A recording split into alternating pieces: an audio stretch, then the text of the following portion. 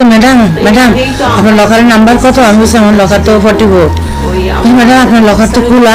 ব্যাংকের লকার থেকে 150 ভরি স্বর্ণালংকার গায়েবের অভিযোগ উঠেছে।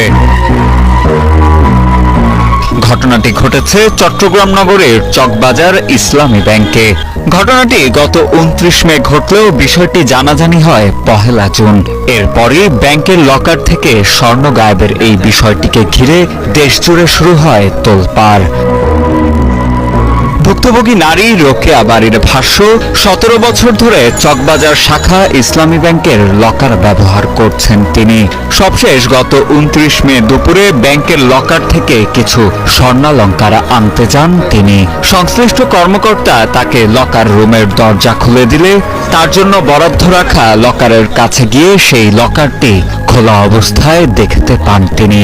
সে সময় লকারে মাত্র 11 ভরি স্বর্ণালংকার